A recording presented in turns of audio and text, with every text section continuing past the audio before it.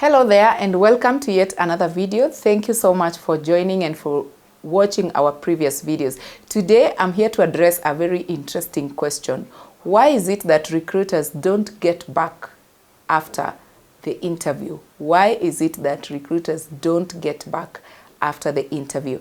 I know this is a question that most professionals ask themselves, especially after going through an interview, and we are all waiting and anticipating for a phone call, for an email confirming that we are the successful candidates. But what happens along the way? A lot of professionals, a lot of candidates do struggle with interviews, whether they have great, impressive CVs, or sometimes they even have solid experience, but still they are not able to make an impact or to persuade the interviewer or the potential employer that they are the right person for the job. And could it be that we lack the skill, or what exactly could be the challenge? As an interview coach, I have interacted with several candidates across different industries. I've interacted with employers, with recruiters, and I'm here to tell you that sometimes it is not only about lack of skill, but lack of strategy. That is the reason why sometimes recruiters may not get back to you after the interview. What do I mean by lack of strategy? Because you realize as a candidate during the interview, all you're required to do over and above your professional technical expertise is to tell your story with an impact, of course. Sometimes we share our stories, but we end up not capturing exactly what the interviewer wants to hear.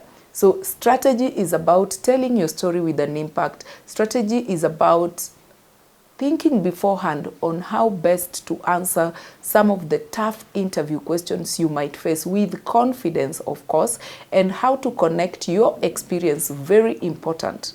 Connecting your experience to what your potential employer really want or what they are looking for. So the three biggest reasons I'm going to share with you as to why recruiters don't call back after the interview will really come in handy even as you prepare for your next interview.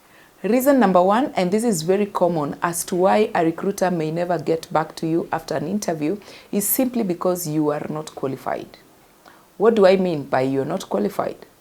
Yes, shortlisting might have been done, or maybe you had someone who was vouching for you for that role they were interviewing for, and during the interview, with the first few questions, role-specific questions that are asked to assess your knowledge level for the role you're being interviewed for, as a candidate, you appear to be struggling with bringing out your knowledge of the role.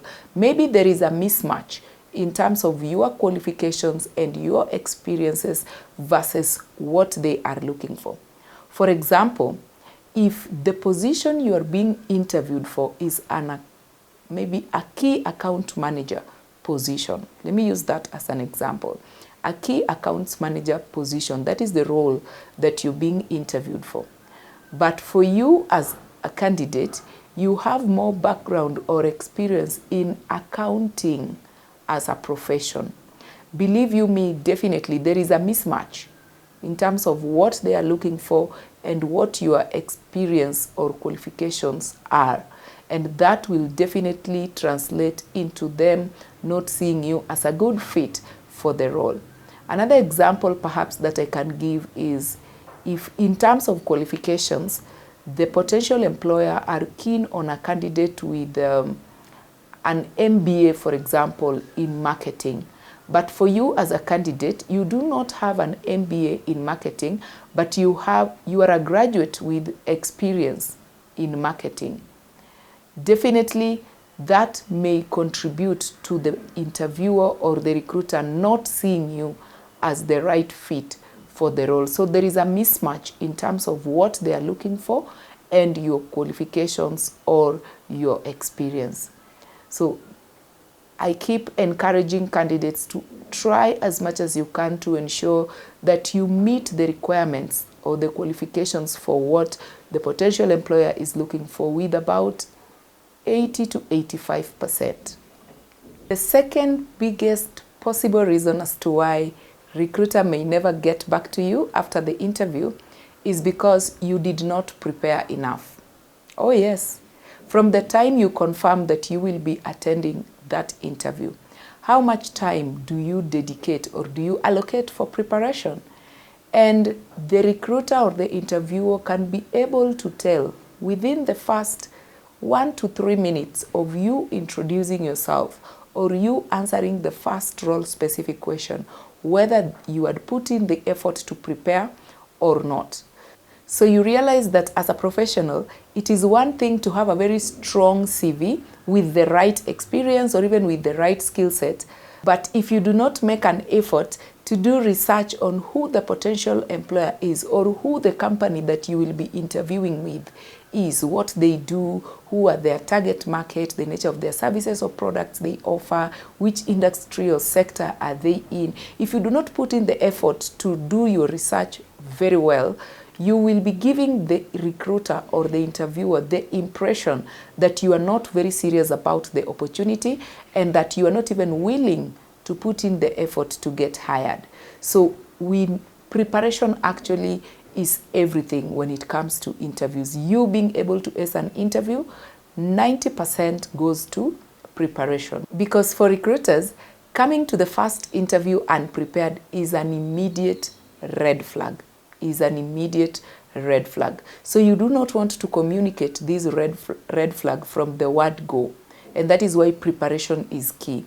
As a candidate, sometimes you realize that candidates will show up late, they get anxious during the interview. Sometimes they can't even answer a simple question relating to the hiring company, and this shows lack of preparation.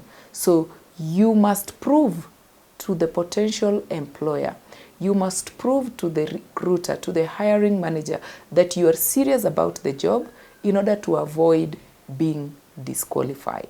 And the final reason as to why recruiters may never get back to you after the interview is simply because you did not ask enough questions during the first interview. Oh yes, it is very important that you prepare questions to ask, to engage with your potential employer during the interview. Because the truth is, before they dismiss you or before they let you go, there will always be that question of, do you have any questions for us? Do you have any questions about the role?